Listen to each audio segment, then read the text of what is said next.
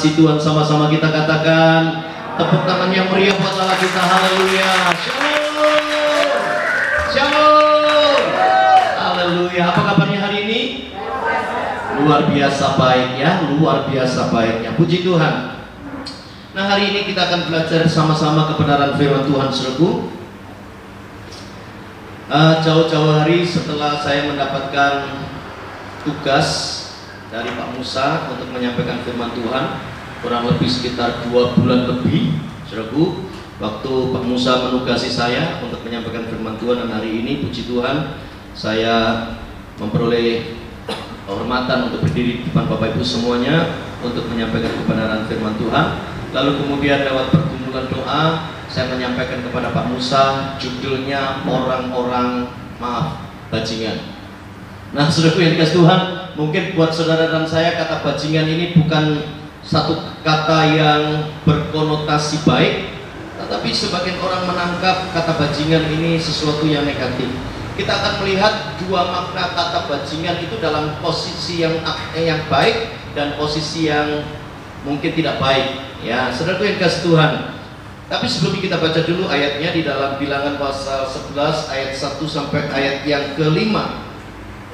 Nah, kita akan melihat watak orang-orang Israel yang kemudian karena terjadi asimilasi, percampuran pada waktu itu, maka pengaruh-pengaruh buruk mulai ditebarkan. Orang-orang Israel mulai terperangkap masuk menjadi orang-orang yang sama dengan mereka. Dan nanti kita akan bahas siapa yang dimaksud dengan mereka. Bangsa-bangsa lain yang bercampur dengan orang Israel yang keluar dari Mesir, dari perbudakan itu, dan mereka kemudian mempengaruhi dalam hal-hal yang buruk. Dan orang-orang Israel itu kemudian juga akhirnya punya karakter yang begitu buruk.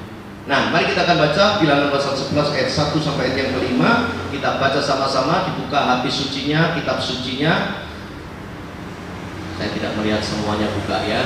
Ayo dibuka dulu, kita mau baca sama-sama ya. Oke, kita baca 1, 2, 3. Pada suatu kali bangsa itu bersungut-sungut di hadapan Tuhan tentang nasib buruk mereka. Dan ketika Tuhan mendengarnya, bangkitlah murkanya. Kemudian menyalalah api Tuhan di antara mereka dan merajalela di tepi tempat perkemahan.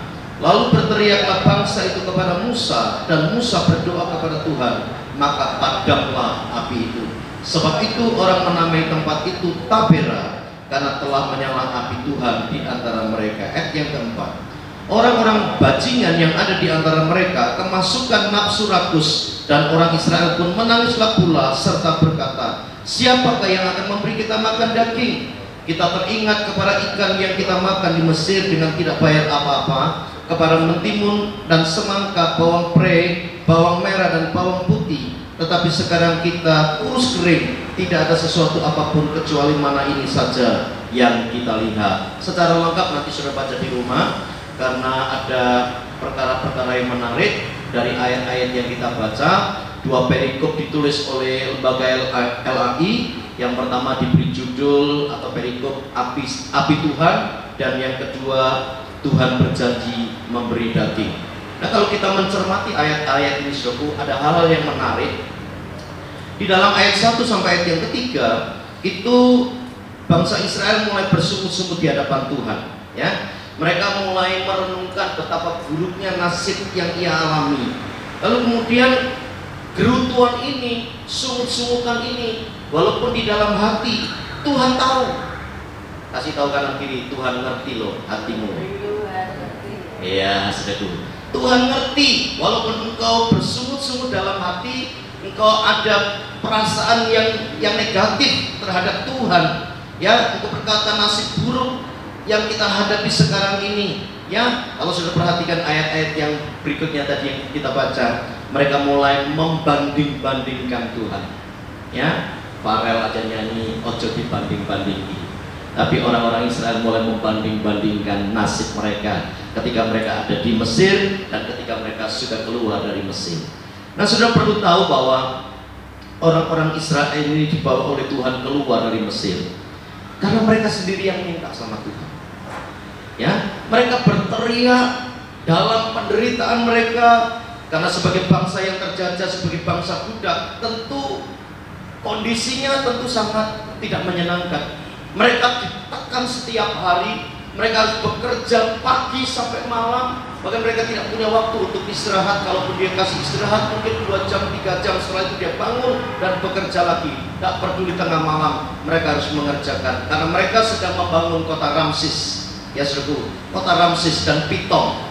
Yang mereka sedang membangun itu, dan mereka harus membuat batu bata. Mereka harus menyediakan jeraminya sendiri, dibakar-bakar sendiri, dibuat sendiri, lalu kemudian dibawa-bawa sendiri, dibangun-bangun sendiri, sampai menjadi sebuah kota yang megah di Pitom dan di Ramses. Tapi sudah Tuhan, waktu mereka mulai dalam keadaan yang tertekan dan menyedihkan, dalam penderitaan yang sangat, mereka berteriak kepada Tuhan, minta tolong kepada Tuhan, dan berkata, Tuhan, aku tidak kuat lagi berada di Mesir. Tuhan, tolong aku. Tuhan, dengarkan seruan doaku. Tuhan, aku minta supaya Tuhan menolong aku. Aku sudah tahan lagi di tempat ini. Dan Tuhan kemudian mendengar suara mereka.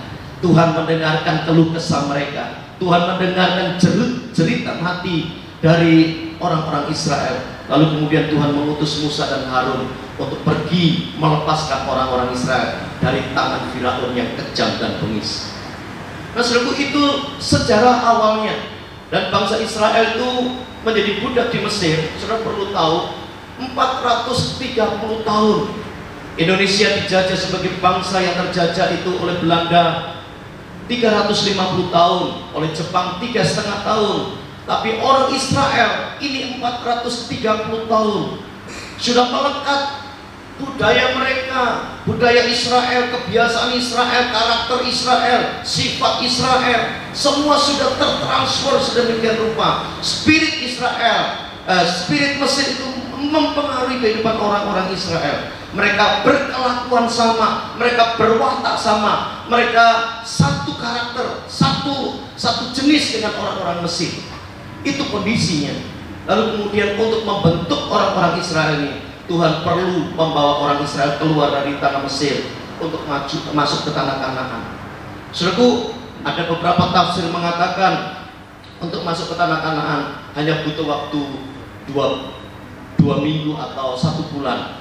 Tapi saya perkirakan itu sekitar 40 hari untuk masuk dari Mesir ke Kanaan, tanah yang dijanjikan oleh Tuhan. Tapi saudaraku, karena untuk menghilangkan karakter sifat yang homogen, yang terpengaruh dari bangsa Mesir dan bangsa-bangsa yang lainnya, maka Tuhan kemudian membawa orang Israel ini tidak langsung dari Mesir menuju ke Kanaan. Dia bawa putar lewat padang gurun, ya. Dan kita tahu orang-orang Israel untuk masuk ke tanah Kanaan itu membutuhkan waktu yang cukup panjang, 40 tahun lamanya. Dan kita tahu bahwa pada akhirnya tidak ada satupun orang Israel yang masuk kecuali 2 orang yang bernama Kaleb dan Yosua. Musa akhirnya juga gagal. Tapi sempat saya bicara-bicara dengan Pak Musa setelah doa pagi, sebagai Tuhan. Lalu kami coba sharing, kami coba menceritakan kenapa Musa itu harus kemudian gagal untuk masuk ke tanah Kanaan. Sepele, saudaraku. Gara-garanya Tuhan cuma suruh berkata kepada gunung batu ketika orang-orang Israel bersungut-sungut minta air minum karena mereka kehausan. Tapi Musa yang karena marah terhadap orang Israel, kemudian perintah Tuhan itu tidak dilakukan. Bukan mengatakan kepada gunung batu, tapi dia memukul gunung batu itu sampai 2 kali. Memang airnya keluar, tetapi Musa harus berurusan dengan Tuhan. Nah, kemudian tadi kami sempat sharing-sharing, ternyata orang yang dekat Tuhan itu disiplinnya lebih hebat daripada orang-orang yang biasa. Tapi orang-orang yang dekat dengan Tuhan mendapatkan kesempatan untuk melihat kemuliaan Tuhan. Musa itu melihat kemuliaan Tuhan setelah dia berada 40 hari di Gunung Sinai bersama dengan Tuhan. Lalu kemudian Tuhan memberikan 10 hukum Taurat atau 2 loh batu yang berisi 10 hukum Taurat itu. Itu yang terjadi. Musa gak taat, hanya kelihatannya sepele kan, cuma disuruh berkata, tapi dia memukul gunung batu, dan gunung batu itu akhirnya memang mengeluarkan air. Tapi kemudian resikonya Musa cuma disuruh naik ke Gunung Nebo. Naik kamu ke Gunung Nebo, pandang itu Kanaan yang sebentar lagi sebenarnya kamu harus melewati, harus kamu masuki. Tapi ternyata Tuhan bilang begini, kamu tidak usah masuk ke sana, kamu cukup di sini dan kamu akan dikuburkan di sini. Saudaraku yang dikasih oleh Tuhan, ada pesan-pesan penting yang ingin saya sampaikan kepada saudara. Yang pertama tentang kata bajingan itu, saudaraku, dalam pengertian yang positif, itu sebenarnya kata bajingan itu adalah sebuah profesi, kusir gerobak, ya, gerobak sapi. Dulu waktu saya masih kecil itu saya sering gandol gerobak sapi yang ngangkut damen-damen, yang ngangkut gabah-gabah itu saudaraku, ditarik oleh dua lembu sapi yang besar-besar itu, dan gerobaknya itu cukup besar. Lalu saya seringkali ikut gerobak itu, perjalanannya kira-kira sini sampai potokan toko sana saudaraku, lampu merah sana, lalu kemudian saya kembali jalan. Kalau ada lagi saya naik lagi ke sana, dan kemudian kembali lagi, dan seterusnya. Itu setiap hari saya lakukan, karena hampir setiap hari ada gerobak sapi yang lewat di depan rumah saya. Nah saudaraku, kata bajingan itu ternyata sebenarnya adalah profesi dari seorang kusir, penarik gerobak, ya, gerobak sapi. Nah, salah satu kearifan lokal di Indonesia itu memang sudah ada sejak zaman kerajaan-kerajaan dahulu, saudaraku. Profesi itu memegang erat kekerabatan dan kerukunan, ya, yang diwadahi oleh paguyuban penarik gerobak sapi atau para bajingan. Saya mendapatkan informasi ini dari beberapa sumber, dan saya mencoba untuk melihat pengertiannya kata bajingan itu sendiri. Nah, ada seorang penulis namanya Desanti Aruningtyas Dyaningrat dalam bukunya yang berjudul Perancangan Buku Nilai Sejarah dan Filosofi Mataram Islam pada Gerobak Sapi, dia menjelaskan begini, bahwa dalam kultur budaya Jawa kusir gerobak sapi itu kan disebut bajingan tadi saudara. Kata bajingan itu ternyata singkatannya itu bagus sebenarnya, ya, dengarkan baik-baik ya.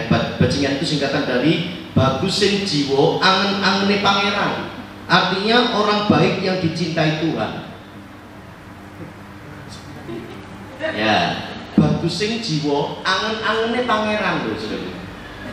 Jadi kata bajingan itu ternyata sebuah singkatan, ya. Nah, transportasi ini selain lambat juga berjalan dengan lambat banget suku.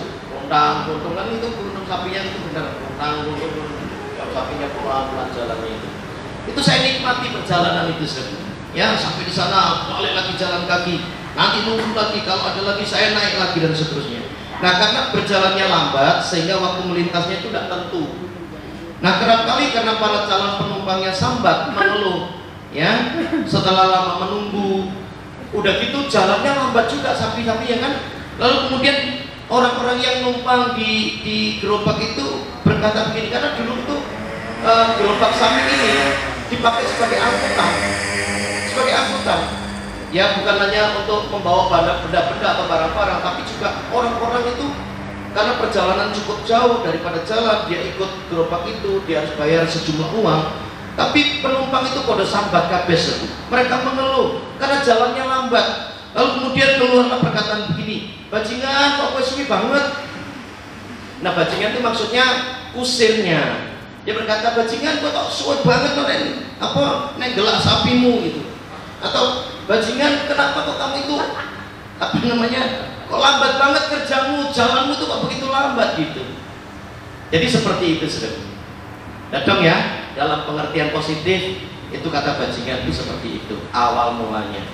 Tapi saudaraku, lembaga LAI Indonesia jelas menggunakan kata bajingan itu sebagai konotasi yang negatif. Tapi kalau saudara membaca di dalam terjemahan Alkitab yang lain, baik itu bahasa Inggris, bahasa Yunani, atau bahasa Jawa, itu semuanya mengarah kepada satu, yakni bangsa-bangsa campuran, orang-orang asing, ya, apa tadi, mixed multitude, ya. Jadi ada banyak bangsa-bangsa yang ada di Mesir, karena Mesir ini kan kota besar, ya, kota provinsi gitu, kota pelabuhan, kota yang sangat besar. Lalu kemudian di situ bercampur banyak etnis, ya, banyak etnis. Selain orang Israel, di situ juga ada banyak bangsa-bangsa yang lainnya. Saya coba untuk tahu siapa saja bangsa-bangsa yang di Mesir, nggak ketemu, ya, nggak ketemu. Sampai saya coba untuk komunikasikan dengan teman-teman alumni SAI Betani, di mana saya pernah sama-sama kuliah dengan teman-teman, tapi tidak ada satupun yang bisa menjawab, saudara. Ya, tapi tidak penting dari bangsa mana saja. Tapi yang jelas orang-orang yang tinggal di Mesir itu bukan hanya penduduk Mesir, tapi bangsa-bangsa lain itu bersama-sama dengan orang-orang Mesir di situ, termasuk dengan orang-orang Israel yang memang jadi budak selama 430 tahun. Bayangkan saudaraku, pengaruh budaya, pengaruh kebiasaan, pengaruh karakter orang-orang dari berbagai bangsa yang tidak mengenal Tuhan belum ada di Mesir, dan itu memberikan pengaruh yang luar biasa. Itu sebabnya saudaraku, dalam banyak catatan firman Tuhan mengatakan begini, Tuhan itu tidak pernah setuju dengan yang namanya kawin campur. Tuhan itu tidak pernah setuju dengan kawin campur yang tidak seagama, yang tidak sebudaya dengan orang-orang Israel. Itu yang dilarang oleh Tuhan. Kenapa? Karena begini saudaraku, dan akhirnya mereka kemudian terpengaruh. Ingat Salomo saudaraku, orang yang punya hikmat Tuhan, orang yang dekat dengan Tuhan, orang yang hatinya juga melekat dengan Tuhan. Satu kali di akhir hidupnya justru dia melenceng, keluar dari kebiasaan yang baik, lalu kemudian mereka dicondongkan hatinya. Salomo ini dicondongkan hatinya oleh para istri-istrinya. Ya. Jadi contoh ya, istri-istri ini di Alkitab, Salomo aja menikah lebih dari satu. Berapa istrinya Salomo? 1000 ya. Gundenya berapa? Gunde 300 ya. Istrinya 700. Ini nyanyi ini loh saudara. Nah, kenapa kok punya banyak saudaraku? Karena Salomo ini adalah raja yang perkasa. Artinya perkasa itu dia biasa menaklukkan bangsa-bangsa. Nah, setiap kali dia menaklukkan bangsa-bangsa, bangsa yang ditaklukkan rajanya itu selalu memberi upeti. Upetinya itu bisa berupa emas-emasan, bisa berupa harta-harta yang berharga, tapi juga bisa berupa dengan wanita-wanita yang cantik yang dipersembahkan kepada Salomo. Bayangkan suatu wanita yang jumlahnya sekian banyak itu, yang tidak takut akan Tuhan, itu kemudian mempengaruhi, memberi hal yang buruk, pengaruh yang buruk kepada Salomo.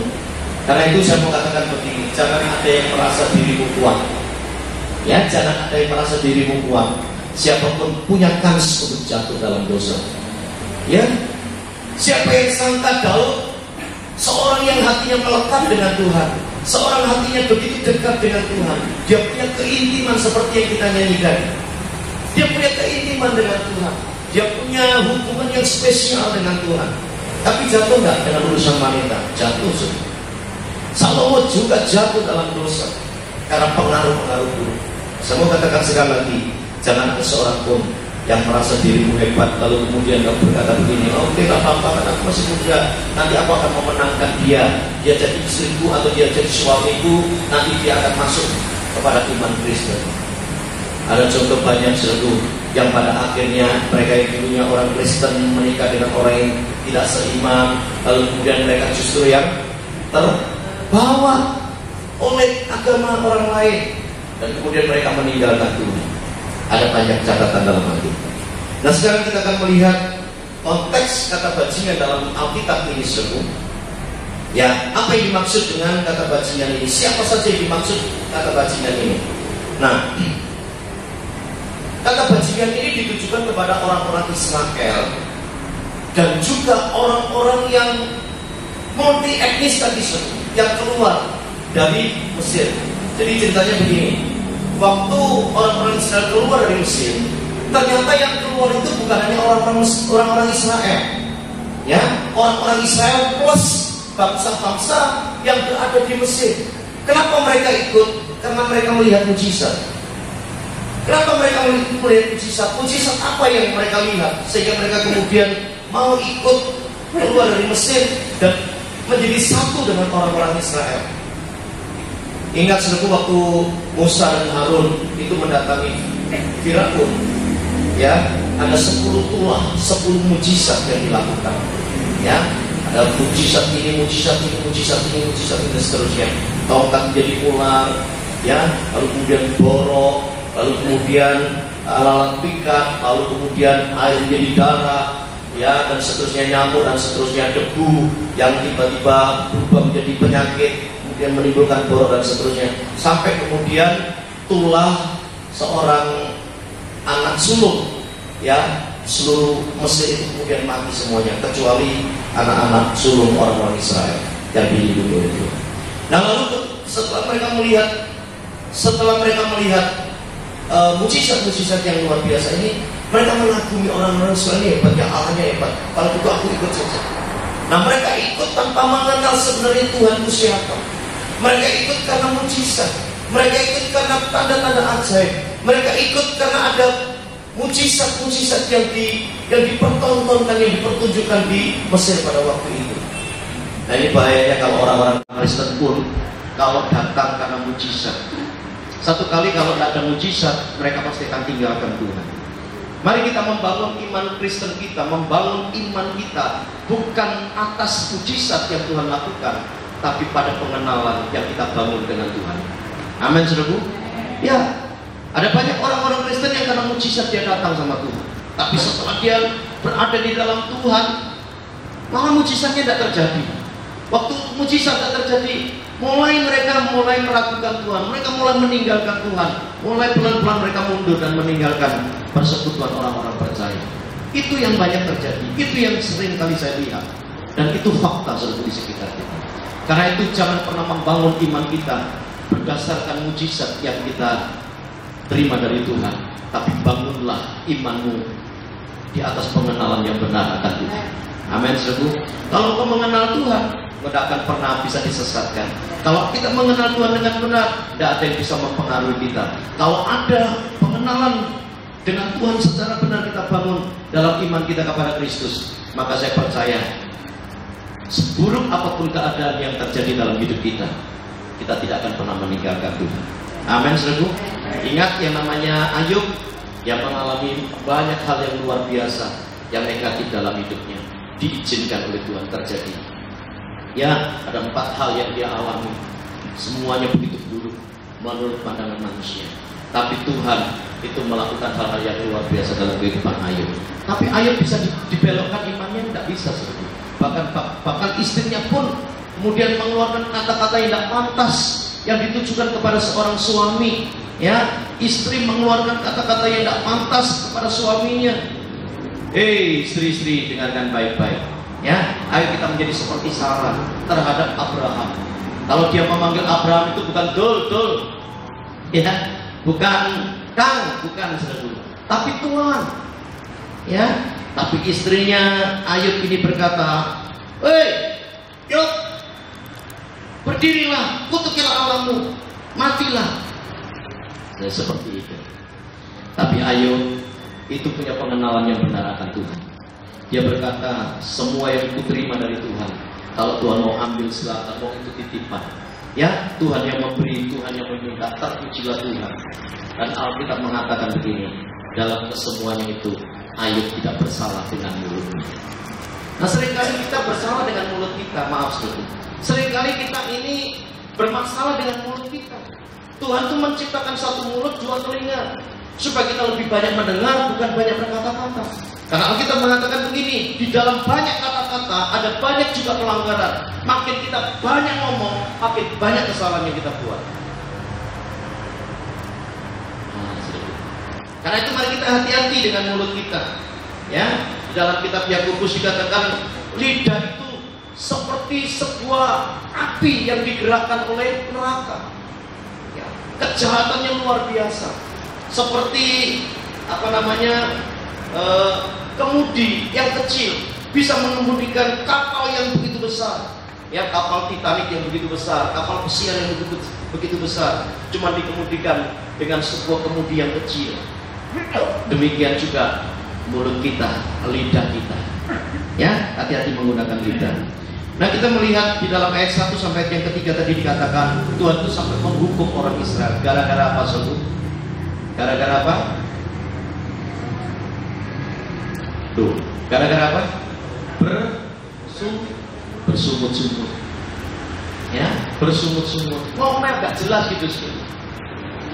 Enak kalau masuk pun gini kok kayak gini. Aku melok iki kok tambah kayak gini. Aku melok Tuhan kok tambah kayak gini. Aku melok Tuhan kok. Mulai membanding-bandingkan. Tuhan kemudian api kecemburuan itu muncul, dan kemudian Tuhan mendatangkan api yang disebut tabera itu, dan mereka kemudian mengalami hal-hal yang luar biasa. Ya, lalu kemudian kita melihat di dalam ayat yang keempat dan seterusnya, dibaleni mana dulu, ya, dibaleni mana. Nah, mari kita akan melihat sekarang bagaimana dengan maksud kata bajingan dalam ayat-ayat yang kita sudah baca tadi. Yang pertama adalah sikap tidak tahu berterima kasih kepada Tuhan. Sudah ditolong oleh Tuhan, sudah mendapatkan kemurahan dari Tuhan, sudah mengalami kebaikan Tuhan, sudah ditolong dari penderitaannya. Dia sendiri yang minta, Tuhan tolong aku, keluarkan aku dari Mesir. Ditolong sama Tuhan, sampai Tuhan harus berurusan sama Firaun. Lalu kemudian Tuhan mengutus Musa dan Harun untuk melawan Firaun yang kejam itu. Dikeluarkan dengan tangan Tuhan yang kuat, dilindungi mereka dari kebinasaan, dilindungi mereka dari semua ancaman yang mengerikan. Dibawa keluar, tapi pada akhirnya mereka bukan berterima kasih sama Tuhan, tapi mereka cuma ngomel dan bersungut-sungut di hati mereka. Mulut mereka penuh dengan omelan dan sungut-sungutan. Nanti kita akan melihat ya, kenapa kok mereka bersungut-sungut. Tapi kita akan bahas dulu ini. Mereka adalah orang-orang yang tidak tahu berterima kasih. Ya, yang keluar dari mulutnya itu cuma bersungut-sungut, ngomel, sikap yang tidak tahu berterima kasih. Sudah ditolong oleh Tuhan tapi masih ngomel, sudah menikmati kebaikan Tuhan tapi mulutnya masih tetap bersungut-sungut. Sudah dibebaskan dari banyak penderitaan, dari banyak ancaman, dikeluarkan dari tanah perbudakan atas permintaan mereka sendiri, tapi mereka tidak tahu berterima kasih. Kalau saudara menolong orang, lalu kemudian orang itu bukannya berterima kasih kepada saudara, lalu menceritakan kekurangan saudara kepada orang lain, sudah ditolong loh saudara, malah menceritakan sesuatu yang enggak kepada orang lain, ya, berterima kasihnya kepada orang lain. Misalnya Pak Musa ini nolong saya, tapi saya berterima kasihnya kepada Pak Lahan. Ini saya model yang seperti ini, seperti orang-orang Israel, tidak tahu berterima kasih. Ditolong Tuhan bukan mengucap syukur, ditolong Tuhan bukannya berterima kasih, ditolong Tuhan justru malah bersungut-sungut dan kemudian membanding-bandingkan Tuhan. Ya, nggak ada air mereka ngomel, ya, lapar mereka ngomel, nggak ada daging mereka ngomel, kepanasan mereka ngomel, kedinginan mereka ngomel. Nah, ini rapi kayak ini perlu diapanos, ya. Nah, diparut ya eman-eman tak jadi kan ya. Tapi ketokane ya penting juga perlu diparut, ya. Nah, ada banyak di antara kita yang juga melakukan hal seperti ini. Saudara jangan cuma bengong-bengong aja. Saudara juga melakukan ini kan? Ya, saya juga melakukan ini loh. Ya, ayo kita sama-sama bertobat. Ya, nah orang-orang yang seperti ini oleh orang Chinese itu disebut orang-orang yang bocing, nggak tahu berterima kasih. Bocah, kok nggak ngerti kebaikan. Udah ditolong malah mendung. Udah dilepaskan dari kesulitannya, malah menceritakan hal-hal yang buruk, menyebarkan gosip, menyebarkan hal-hal yang tidak baik. Syukur. Nah, kemarin ya kan, Bu Susi cerita, ya, kos-kosannya sepi, ngomel gitu. Makanya lagi ditegur kabeh-kabeh. Ya, saya juga ditegur. Ya, ben orang ngomel mana. Sebab kalau kita ngomel terus, nanti kita akan berhadapan dengan nyala api seperti yang ditabir itu. Kan mengerikan kan? Nah, kalau ini masih baik, Bu Susi masih lambene yang dibuat nyonyor sama Tuhan. Ya. Tidak apa-apa, saudara. Itu tanda di mana Tuhan mengasihi. Ya kan? Saya dulu pernah juga ngomel-ngomel begitu. Tiba-tiba gusi saya sakit yang minta ampun. Semalam-malaman saya tidak bisa lepas dari sakit itu. Semalam-malaman itu tengah malam saya beneran sakit. Aduh, kepala itu sampai tak bentur-benturin di tembok. Karena tidak tahan sakit yang minta ampun. Ternyata tak teliti-teliti, aku yang ngomel saudara pada waktu itu. Jadi waktu saudara ngomel, mulut sering dikerjain sama Tuhan. Ya, tadi Pak Musa juga ngomong, saya pernah ngomel Pak Tim, ini gak ini. Ya, mulutnya bengkak pada waktu itu. Ya, tiba-tiba kayak abu gitu saudara. Nah, mari kita bertobat ya. Mumpung Tuhan buat kita baik-baik saja hari ini, mari kita bertobat, amin. Oke, kalau sudah diberkati Tuhan, marilah kita menjadi orang-orang yang baru mau atau mudah berterima kasih kepada Tuhan. Ya, bayangkan orang-orang Israel dilepaskan oleh tangan Tuhan, dipelihara di padang gurun selama 40 tahun. Kaki mereka tidak bengkak, selagi jalan 40 tahun. Bukan di trotoar yang saudara ada payunannya. Mereka berada di padang gurun yang panasnya minta ampun kalau siang hari, dan dinginnya minta ampun ketika malam hari. Mereka berjalan tetapi kasutnya tidak pernah rusak, kakinya tidak pernah bengkak, baju yang dipakai itu tidak pernah rusak. Ya saudara Tuhan, dia mengalami banyak hal yang begitu baik. Tapi lihat semua, waktu mereka berada di bawah kaki gunung Sinai, Musa naik bertemu secara face to face dengan Tuhan, melihat kemuliaan Tuhan. Orang-orang Israel di bawah sana, mereka memerintahkan menekan Harun untuk membuatkan patung lembu emas, ya, lembu emas dibangun dari emas-emasan yang dia bawa dari Mesir. Ingat ya, orang-orang Israel pada waktu keluar itu disangoni sama orang-orang Mesir, disangoni. Wow, Tuhan membuat hati orang-orang Mesir itu bermurah hati. Terus orang emas 1 kilo, kayak 1 kilo, perhiasan-perhiasan yang dipakai itu langsung dilepas dan diberikan, disangoni sedemikian rupa. Tapi emas itu bukan dipakai untuk kemuliaan nama Tuhan, ditolong oleh Tuhan, bukan untuk memuliakan nama Tuhan, diberkati bukan untuk memuliakan nama Tuhan, tapi untuk hal-hal yang justru menyakiti hati Tuhan. Dia membangun yang namanya patung anak lembu emas, lalu kemudian dia menyembah dan berkata begini, inilah Tuhan yang melepaskan saya dari perbudakan, inilah Tuhan yang telah memelihara saya di padang gurun ini, inilah Tuhan saya, inilah Allah saya, inilah Raja saya. Tuhan yang saat itu bertemu dengan Musa di gunung Sinai, yang berkata kepada Musa, lihat kelakuannya anak buahmu, kelakuannya jemaatmu kau yang menunggu. Terus kemudian ya diperintahkan untuk turun. Musa waktu melihat kelakuan orang-orang Israel seperti itu yang namanya loh batu yang diterima itu kemudian dilemparkan sampai pecah. Musa saja marah melihat kelakuan orang-orang Israel seperti ini. Sudah ngerti tidak perasaan Tuhan? Kenapa seringkali kita tidak berterima kasih dengan Tuhan? Kita seringkali mudah nyanyi seperti pujian tadi, biarkan aku mengerti perasaanmu, mengerti detak jantung. Dan itu biasa menjadi sebuah pujian yang tanpa makna sama sekali. Ayo kita belajar untuk menyanyi lagu-lagu rohani ini sampai kita masuk di dalam pujian itu. Pujian itu membawa kemana? Ayo kita masuk di situ dan kita mengalami Tuhan lewat pujian itu.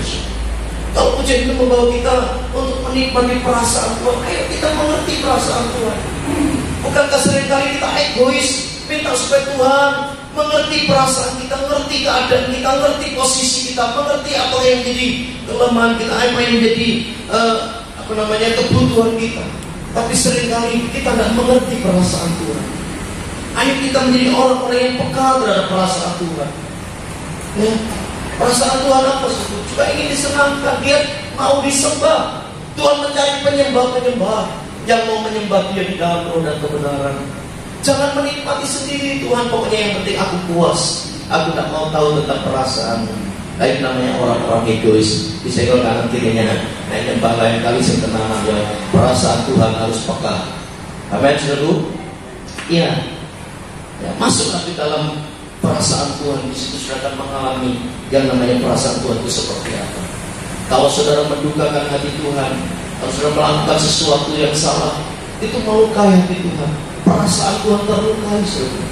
Ingat ya, Tuhan itu juga pribadi, punya pikiran, punya kehendak, punya perasaan suku di dalamnya. Roh Kudus itu juga disebut pribadi karena dia juga punya perasaan, punya pikiran dan punya kehendak. Kalau pikiran Tuhan itu kita senangkan, hati Tuhan kita senangkan, dia pasti akan memberkati kita dengan limpahnya. Saudara perlu minta sama Tuhan, Tuhan pasti akan memberikannya. Amin, saudara. Seringkali kita minta gulung-gulung sampai gulung-gulung, tapi Tuhan tidak mendengar. Kenapa? Kita tidak peka dengan perasaan Tuhan. Kita tidak mengerti apa yang jadi kehendak dan kemauan Tuhan. Nah, orang-orang yang seperti ini sungguh tidak mau berterima kasih dengan Tuhan, yang tidak tahu terima kasih, tidak tahu kebaikan Tuhan, orang-orang yang cepat melupakan kebaikan Tuhan. Buat saya, buat kita semuanya, orang-orang yang layak disebut bajingan. Ya, saya menyebut kata bajingan itu sampai menyebut jangan sampai saya nanti melukai saudara. Ya, itu disebut bajingan. Jadi orang yang tidak tahu berterima kasih itu memang pantas disebut bajingan. Nggak ada air ngomel yang bisa dan seterusnya dan seterusnya. Ya. Nah, sekarang kita akan melihat pada bagian yang kedua, siapa yang dimaksud orang-orang bajingan itu. Tadi saya sudah mengatakan bahwa orang-orang yang keluar dari Mesir itu bukan hanya orang Israel murni. Ternyata ada banyak bangsa-bangsa asing yang ikut keluar. Diperkirakan sekitar 2-3 juta ya orang-orang Israel yang keluar bersama dengan bangsa campuran itu. Mari kita akan melihat dasarnya ya. Kok Pak Tim bisa menyebut itu orang-orang campuran? Ada ayatnya suku. Keluaran pasal 12 ayat 38. Oke, Keluaran 12 ayat 38 berkata seperti ini. Juga banyak orang dari berbagai bangsa turut dengan mereka itu Israel. Lagi sangat banyak ternak kambing domba dan lembu sapi. Jadi mereka ikut keluar. Orang-orang yang tidak murni dari orang-orang Israel, mereka campuran. Mungkin ada orang Israel yang dinikahi sama orang Mesir. Mungkin ada juga orang Israel yang dinikahi dengan bangsa-bangsa yang di luar Mesir, yang tadi disebut berbagai bangsa yang turut mereka keluar. Nah, jadi orang-orang yang ikut keluar tapi bukan orang-orang Israel, inilah yang kemudian memberi pengaruh buruk kepada orang-orang Israel yang murni, yang asli. Ya, dan mereka memang adalah orang-orang yang tidak mengenal kebenaran. Mereka orang-orang yang asing terhadap kebenaran Kristus. Mereka sama sekali tidak pernah mengenal yang namanya kebenaran di dalam kebenaran orang-orang Israel. Mereka adalah orang-orang yang kemudian memberi pengaruh yang buruk kepada bangsa Israel, seperti ragi yang sedikit itu bisa mengkamerkan adonan yang begitu banyak. Ya, Galatia pasal 5 ayat ke-9 mengatakan seperti itu. Ragi yang sedikit bisa mengkamerkan. Mengkamerkan itu artinya memberikan pengaruh. Tinggal raginya itu baik atau buruk.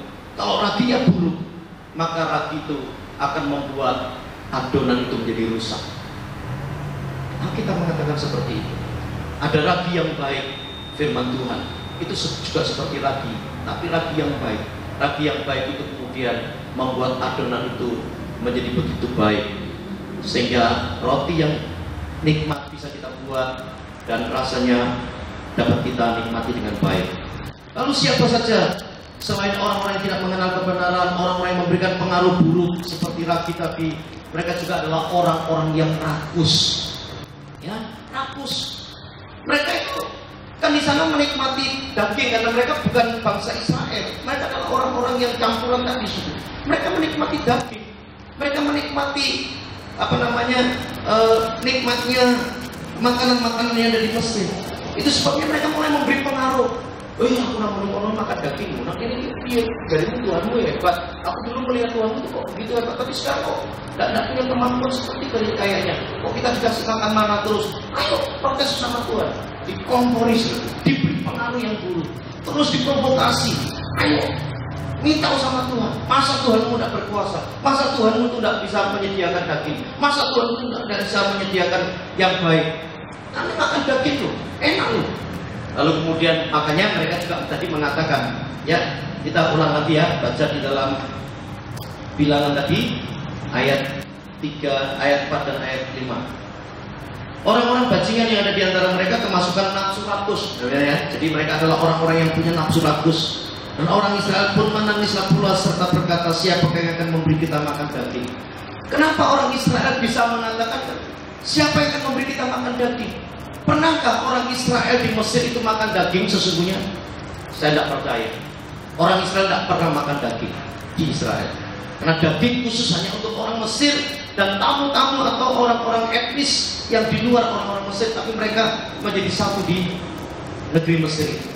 Itu sebabnya mereka memberi pengaruh, ya mereka memprovokasi. Mereka yang kemasukan nafsu rakus itu kemudian mulai memprovokasi Israel, kemudian yang protes sama Tuhan sambil nangis lagi berkata, siapa yang akan memberi kita makan daging?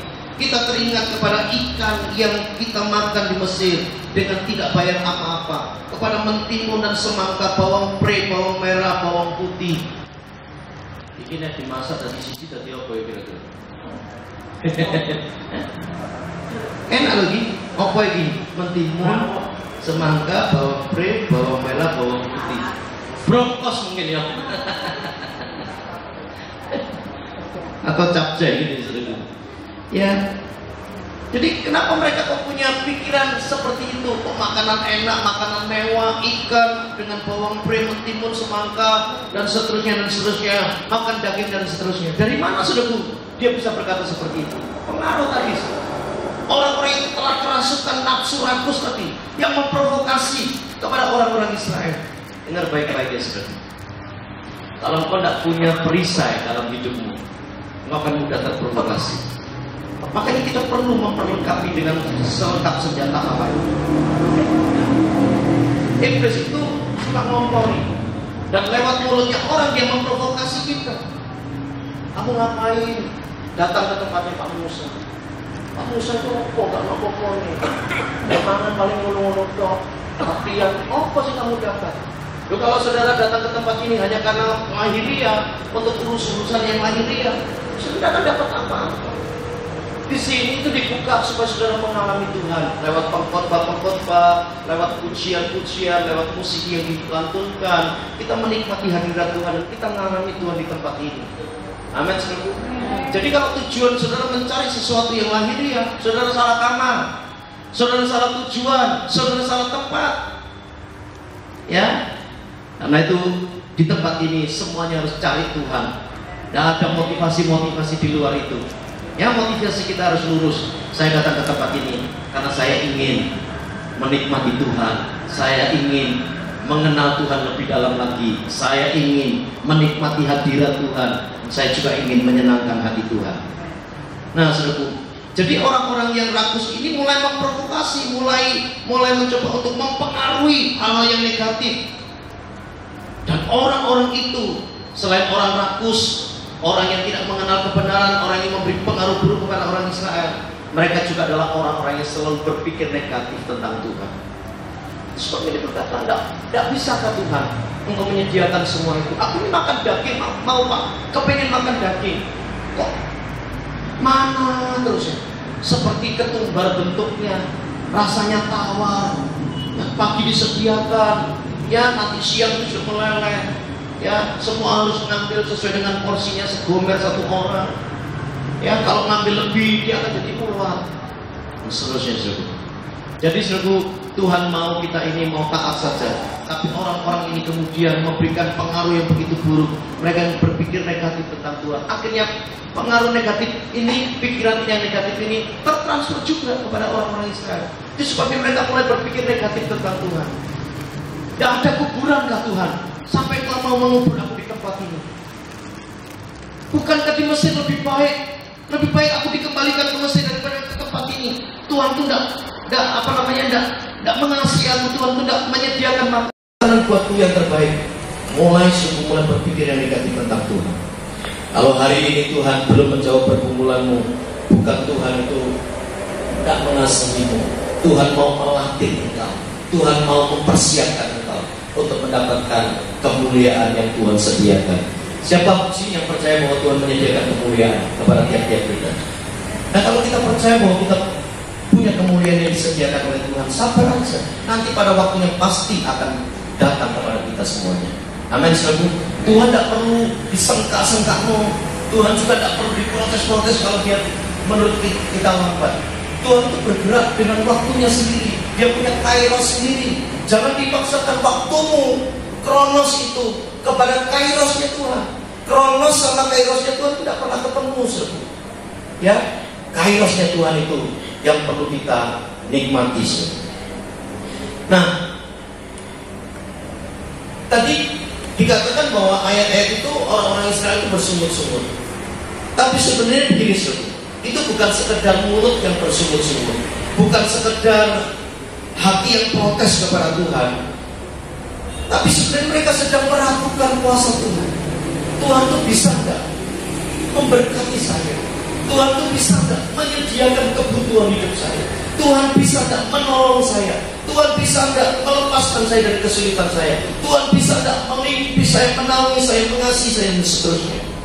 Saudaraku, jadi di kata-kata di mulut mereka yang keluar persungut-sungutan itu, jauh di dalam lubuk hatinya itu ada hati yang sedang meragukan Tuhan, yang tidak setia kepada Tuhan.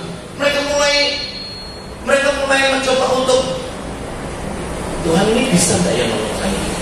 Nah, kadang-kadang kita kan juga seperti itu, punya keraguan dalam diri kita. Ketika kita menghadapi persoalan yang berat, lalu kemudian kita berdoa sama Tuhan, kita percaya pada waktu saudara berdoa. Tapi begitu sudah keluar dari ruang doa saudara mulai berpikir lagi, kira-kira bisa ya enggak? Bisa enggak ya Tuhan nolong saya ya? Kondisi saya begitu rumit, rumput banget. Saya terjebak pada sebuah persoalan yang rasanya tidak mungkin bisa dilepaskan dari persoalan yang begitu berat. Tapi apakah benar Tuhan tidak mampu menolong kita? Saudara ingat seorang perempuan yang sakit berdarah 12 tahun namanya? Ingat ya? 12 tahun berdarah. Dia sudah berupaya ke sana kemari. Mungkin dulunya dia orang punya duit. Dia disebutkan dia pergi ke tabib A, ke tabib B, dia pergi ke tempat-tempat pengobatan. Tapi berkali-kali dia mendapatkan pengobatan, tapi penyakitnya tidak kunjung sembuh. Pendarahan itu tetap keluar. Disebutkan oleh firman Tuhan, 12 tahun lamanya dia mengalami pendarahan akut. Lalu kemudian karena dia berobat kemana-mana tidak sembuh, sampai uangnya habis, tapi keadaannya tidak membaik. Alkitab justru mencatat keadaannya semakin buruk. Di tengah-tengah kondisi yang buruk seperti itu, dia mulai kehilangan harapan, dia mulai menjadi putus asa. Dia tidak mengenal Tuhan, tapi begitu dia mendengar tentang Tuhan, muncul imannya. Oh Yesus, ini saya mendengar Yesus ini sanggup menyembuhkan. Lalu kemudian dia berkata di dalam hatinya, asal jangan jubahnya saja, aku pasti sembuh. Sebab menurut hitung-hitungan orang ini tidak mungkin bisa sembuh sebenarnya. Jadi coba Alkitab mencatat, mengkonfirmasikan bahwa dia itu sudah berobat kemana-mana, cari pengobatan yang terbaik, cari dokter yang terbaik, cari obat yang terbaik, cari rumah sakit yang terbaik, cari tabib yang terbaik, tapi ternyata sama sekali tidak menghasilkan sesuatu yang baik. Keadaannya makin memburuk, hartanya habis. Kecewa enggak dia? Kecewa. Putus asa enggak? Putus asa. Tapi waktu dia mendengar tentang Yesus, muncullah imannya. Dan dia berkata, asal jangan jubahnya, aku pasti akan sembuh. Dan demikian juga ketika kita menghadapi persoalan yang berat, kita sudah berusaha ke sana kemari, mengalami pertolongan. Kita lalu minta sama Tuhan pertolongan dari Tuhan. Tapi ketika Tuhan juga tidak tolong kita dalam tanda kutip, Tuhan kayaknya berdiam diri, maka itu bukan berarti Tuhan membiarkan saudara saja. Tetapi dalam diamnya Tuhan itu, dia tetap menyediakan anugerahnya untuk menolong kita semuanya. Setidak-tidaknya Tuhan memberikan kekuatan kepada kita, kesanggupan kepada kita untuk menghadapi persoalan yang berat. Amin, saudaraku. Ya, karena itu saudaraku, mereka sedang meragukan Tuhan. Mazmur pasal 78.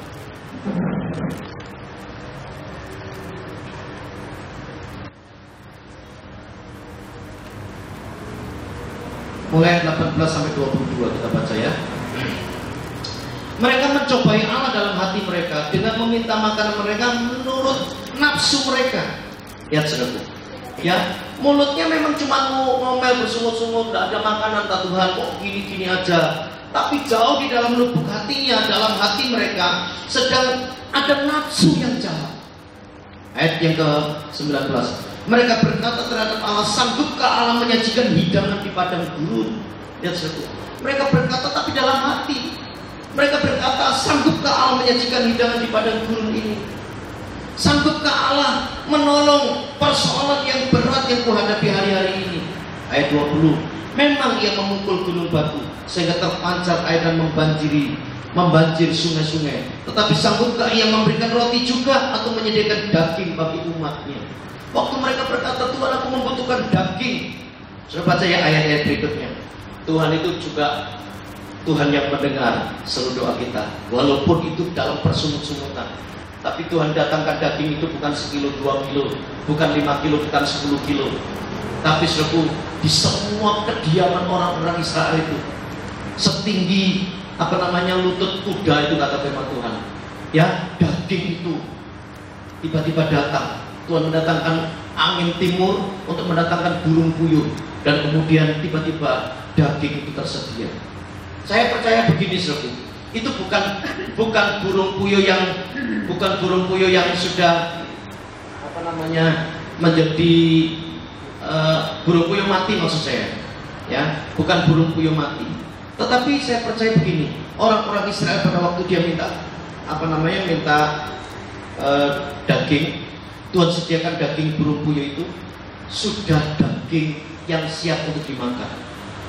Itu iman saya, ya saudara.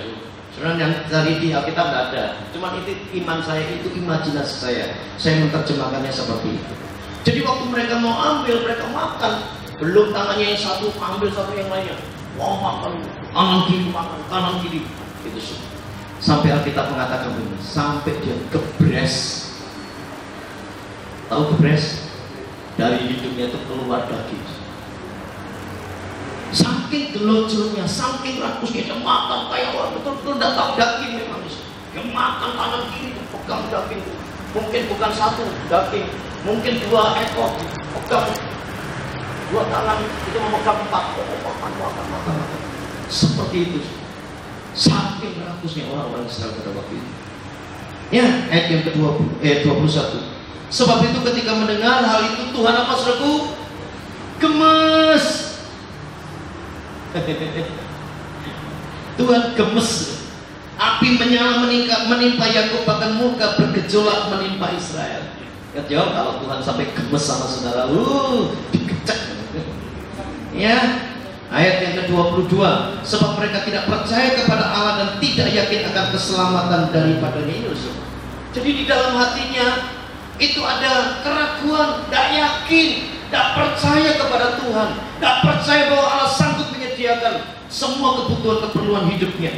Ini sebabnya mereka ngomel, bersungut-sungut. Mulutnya sih mungkin tidak terlalu kasar, cuman berkata, Tuhan, kok makannya gini-gini doang, kok cuman ini, cuman itu. Tapi jauh di dalam hatinya tersimpan sebuah hati yang begitu busuk, hati yang begitu jahat. Tidak percaya sama Tuhan, tidak yakin dengan pertolongan Tuhan, meragukan Tuhan, sanggupkah Tuhan menyediakan semua itu? Kalau saudara meragukan Tuhan, Yakobus mengatakan orang yang ragu, orang yang bimbang, tidak akan menerima apa-apa dari Tuhan. Tapi waktu kau beriman dan percaya, seperti seorang perempuan yang sakit pendalam tadi, waktu dia percaya ada kesembuhan, dia betul-betul alami kesembuhan itu. Ya, Tuhan itu lihat hati kan? Manusia lihat wajah, manusia lihat perawakan, manusia lihat lahirnya, tapi Tuhan lihat hati. Bahkan yang terdalam dalam batinmu, orang tidak tahu, orang tidak ngerti. Mungkin hari ini saat engkau duduk, engkau berkata dalam hatimu, batin engkau bakal mari-mari. Haleluya. Tuhan tahu tidak? Tuhan tahu. Ya. Nah, jangan pernah menyimpan hal-hal yang jahat dalam hidupmu. Nah, saudaraku, karena hati mereka jahat, ya, 1 Korintus 10 ayat yang ke-10. Nah, waktu mereka mulai bersungut-sungut, saya akan bacakan 1 Korintus 10 ayat 10. Berkata begini, dan janganlah bersungut-sungut seperti yang dilakukan oleh beberapa orang dari mereka, sehingga mereka dibinasakan oleh malaikat maut. Karena itu tidak heran kemudian bangsa Israel tidak masuk ke tanah Kanaan, tidak masuk ke tanah perjanjian yang dijanjikan oleh Tuhan itu. Mereka cuma berada di luar dan mereka binasa. Gara-gara apa, satu? Sama-sama ngomong dengan saya, kakek ngomel. 1, 2, 3. Disegel kanan kirinya mulai dinojo ojo kakek ngomel. Ngomong-ngomong sebelah-sebelahmu, saudaraku, ingatkan satu dengan yang lainnya. Ya, Pak Musa, ingatkan khusus itu. Mumpung lambimu cik guru apa-apa karo Tuhan. Ya sedikit itu yang dikasih Tuhan. Mungkin ini kelihatannya guyon, tapi saudara, ini ada sebuah konsekuensi sungguhan, saudaraku. Kalau orang bersungut-sungut itu ternyata lahir dari hatinya yang dalam itu ada maksud-maksud, ada niat-niat, ada keinginan-keinginan yang jahat, dan Tuhan tidak suka dengan semua itu. Ya, seperti Pak SBY bilang, aku nggak suka itu. Nah, nanti baca saudaraku dalam 1 Korintus pasal 10 ayat-ayat sebelumnya itu. Ya, orang-orang Israel itu melakukan 5 kejahatan yang kemudian akhirnya Tuhan itu terpaksa harus membinasakan mereka. Yang pertama, mereka menginginkan hal-hal yang jahat. Yang kedua, mereka menyembah berhala. Mereka juga melakukan percabulan. Yang keempat, mereka mencobai Tuhan. Dan yang terakhir, dongi itu mereka bersungut-sungut. Ternyata dosa bersungut-sungut itu mengerikan, saudara. Ya, Tuhan itu tidak suka dengan orang-orang yang bersungut-sungut. Ya, sebagai penutup, saya ingin menceritakan sebuah mitologi Yunani tentang orang-orang yang rakus. Ada seorang dewa. Dewa itu seorang apa? Ada sebuah dewa. Oh ya. Ada sesosok. Sosok yang menungso ya. Apa ya? Ya, ada dewa namanya Bagus. Ya, Bagus namanya, dewanya Bagus. B-A-C-C-U-S, Bagus. Dia punya guru. Ya, saya lupa namanya, gurunya namanya siapa, tapi dia punya guru. Jadi menurut mitologi Yunani, kan Yunani itu kan memang dewa dewi ya, ceritanya tentang dewa dewi. Bagus ini punya guru, ya. Gurunya ini suka mabuk, lah gurunya suka mabuk sendiri. Akhirnya satu hari dia mulai teler-teler, dia pas jalan-jalan gitu, dia kehilangan arah, nggak tahu kemana. Nah, di situ di Yunani itu ada seorang raja namanya Midas. Ya, Raja Midas ini tahu kalau ini adalah guru dari para dewa, terutama gurunya dari Bagus, dewa Bagus itu. Lalu kemudian dia tahu ini gurunya Bagus, lalu kemudian dibawalah guru ini dibawa ke istananya, dikasih makan, dikasih minum, pokoknya dirawat dengan baik. Lalu kemudian ditanya, Tuan Guru, itu misalnya ya, di mana rumahmu? Saya antarkan. Oh, ternyata diantarkan. Dan kasih alamatnya diantarkan. Tak tahu ini Bagus kok punya alamat barunya. Nah, syukur Tuhan, Midas mengantarkan gurunya Bagus sampai di rumah Bagus. Bagus yang memang kebingungan cari kemana gurunya ini, mau ada kemana ya orang ini. Tapi tiba-tiba dia terperanjat karena tiba-tiba Bagus namanya gurunya Bagus ini diantarkan oleh seorang raja yang bernama Midas. Lalu kemudian untuk berterima kasih, Bagus berkata kepada Midas begini, saya kasih satu permintaan sama kamu. Minta apa saja nanti akan saya kabulkan. Satu permintaan saja. Midas berkata begini, kalau dewa memberikan saya pilihan untuk saya minta, maka saya minta supaya apa yang kusentuh semuanya jadi emas. Wah, dia raja, dia sudah punya kekayaan. Ini karena semata, dia kepengen tangannya yang menyentuh apa saja jadi emas. Wah, dia keluar dari rumahnya Bagus, dia pulang, dia lihat pohon-pohon dipegang, pohonnya jadi emas. Dia lihat ada kucing dipegang, kucingnya jadi emas. Dia lihat batunya dipegang, jadi emas. Dia lihat bususi dipegang, jadi emas. Dia lihat ibu di sini dipegang jadi emas. Pokoknya dia kepengen punya emas yang begitu banyak. Satu kali dia sampai di rumah, dia lapar, ya kan? Dia makan, dia raja dihidangkan, dia tidak pegang itu loh. Waktu dia mulai mengambil saya berkata untuk mengambil nasi yang dihidangkan, dia lupa bahwa tangannya itu kalau menyentuh itu jadi emas. Waktu dia pegang sendok dan garpu, sendok garpunya jadi emas. Waktu sendok garpunya itu menyentuh nasinya jadi emas. Waktu dia pegang daging BAPI-nya jadi emas. Waktu dia mau ambil kuahnya jadi emas. Mau dia minum, airnya jadi emas, gelasnya jadi emas. Bahkan istrinya dipegang pun jadi emas. Dia bingung, makan tidak bisa, minum tidak bisa, kan dia stres ya. Memang kerajaannya jadi penuh dengan emas, kalau semua disentuh jadi emas. Lalu kemudian dia merasa, kok malah ternyata nggak enak ya. Terus dia balik lagi ke rumahnya Dewa Bagus itu. Dewa Bagus kemudian mengabulkan permintaannya. Oke, kalau kamu mau berhenti dari permintaanmu itu, selamanya kamu tidak akan dapat lagi emas, dan kamu cuci tanganmu di sebuah sungai. Lalu kemudian Raja Midas ini kemudian ke sungai dan mencuci tangannya, dan kemudian kekuatannya itu tiba-tiba hilang. Semua yang disentuh jadi emas itu hilang semuanya. Ya, dan di istana yang dulu disentuh jadi emas hilang semuanya, jadi seperti semula. Lalu kemudian dia tetap berterima kasih, akhirnya saya terbebas dari semua yang kau pegang jadi emas. Ada sebuah inti dari cerita ini, jangan rakus. Orang rakus itu akan terjebak dan dia akan mati dalam kerakusannya sendiri. Berapa banyak orang karena rakus kemudian ketangkap KPK, ya kan? Koruptor itu sudah dapat gaji 75 juta sebulan, saudara. 75 juta sebulan, ya?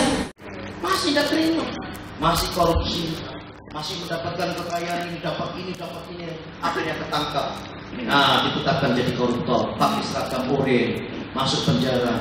Tapi orang-orang sekarang ini lucu, koruptor itu pada imut, ya, udah dipakai seragam rumpi orange, itu bukan sedih, bukan tundukkan kepala.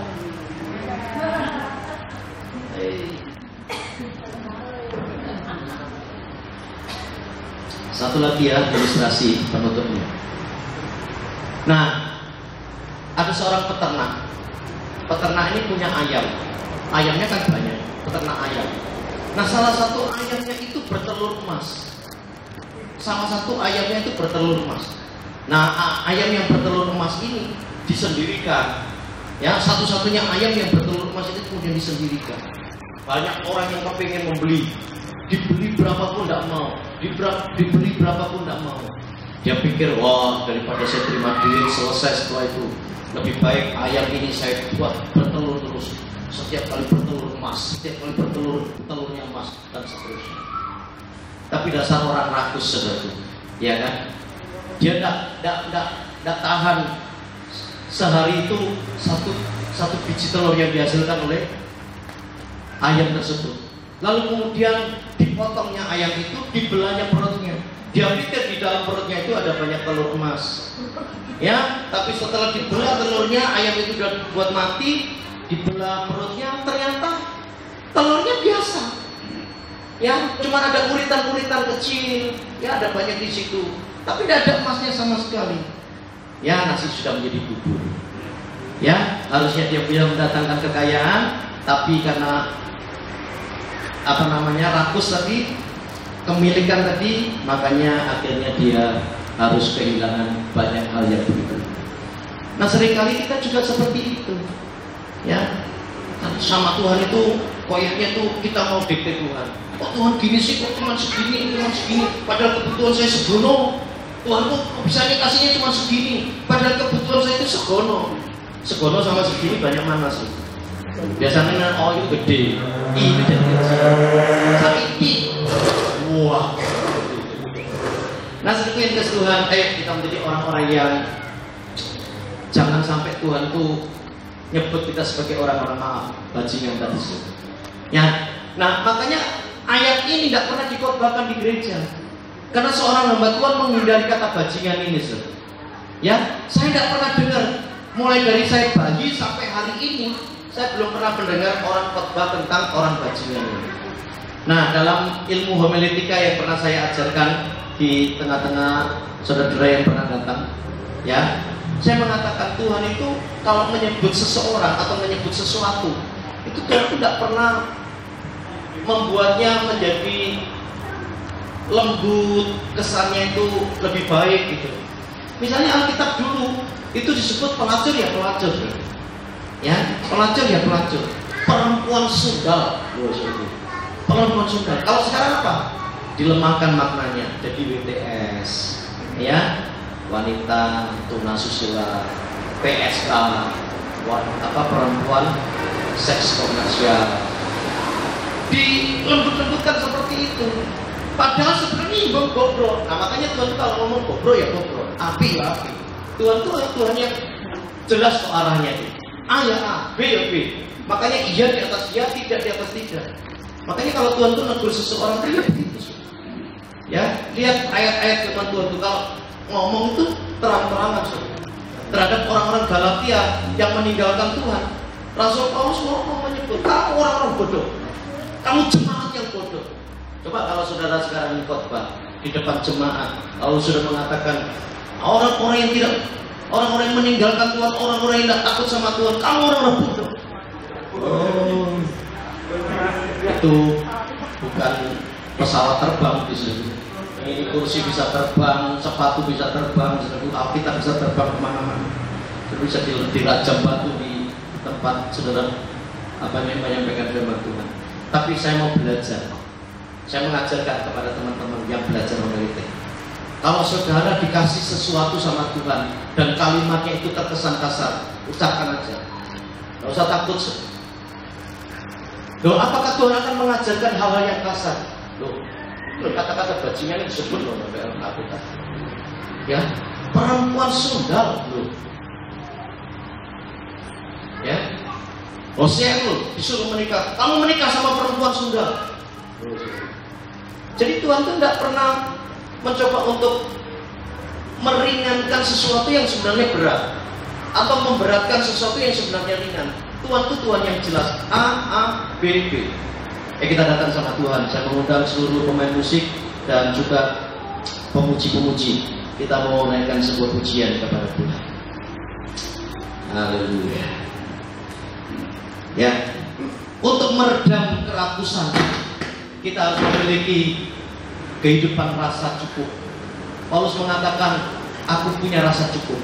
Aku tahu apa itu mencukupkan diri. Ya, roh rakus itu tidak bisa diredam. Ya, tidak bisa diredam kecuali dengan rasa cukup yang saudara miliki.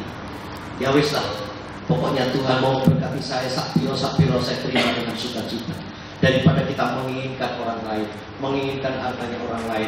Dan Alkitab mengatakan, kamu berdosa kalau kamu menginginkan milik orang lain. Udahlah, terima saja apa yang menjadi bagian saudara dan saya. Ya saudaraku, tidak ada kejahatan jika kita memiliki hati yang merasa tidak cukup.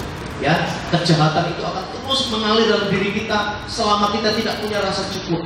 Tapi rasa cukup itu akan menghentikan roh rakus, roh yang tidak pernah mau berterima kasih kepada Tuhan, roh yang merasa tidak pernah merasa cukup. Miliki autarkes itu adalah merasa cukup. Ya, rasa cukup itu yang membuat kita merasa mampu bersyukur apapun yang kita terima dari Tuhan. Belajarlah bersyukur kepada Tuhan. Ku bersyukur Bapa, ku bersyukur Bapa.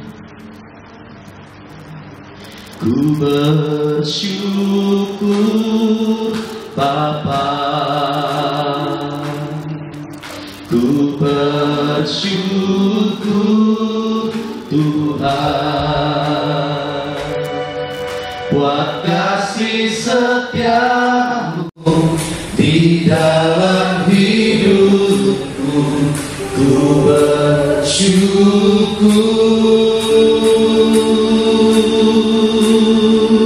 ku bersyukur Bapa,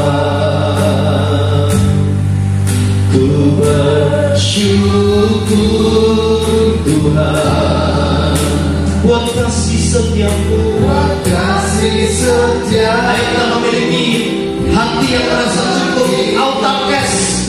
Itu yang membuat kita mampu bersyukur dengan semua yang kita miliki dalam hidup ini. Belajarlah seperti Ayub yang bersyukur, seperti Paulus mau menjadi penjara, tapi dia tetap mampu bersyukur kepada Tuhan. Ayo kita belajar untuk mencukupkan diri dengan segala yang ada. Karena di dalam mulut yang mengeluarkan perselisihan, sebenarnya jauh di dalam hati kita ada maksud-maksud yang jahat, ada niat-niat yang jahat, ada keinginan-keinginan yang jahat yang Tuhan akan hancurkan. Ku bersyukur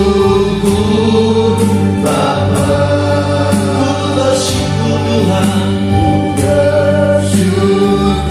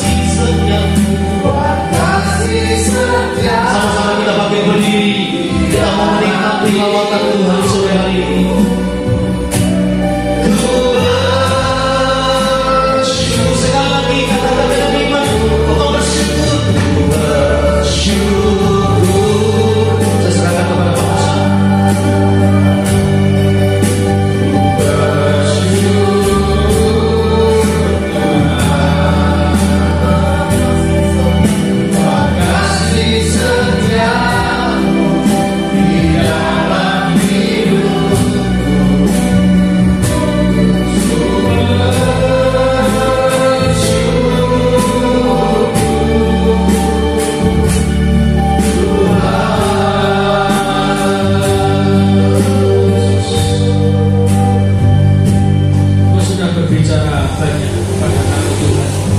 Dan kami percaya untuk setiap pesan yang kami dengar itu adalah dari Tuhan. Dan kami percaya beberapa hari mendatang terjadi perubahan besar dalam kehidupan kami masing-masing Tuhan. Izinkan kami siap menerima itu Tuhan. Berikan kami kekuatan untuk memperoleh apa yang Tuhan berikan minggu depan dalam kehidupan kami. Terima kasih Tuhan, di dalam nama Yesus yang percaya katakan amin. Silakan.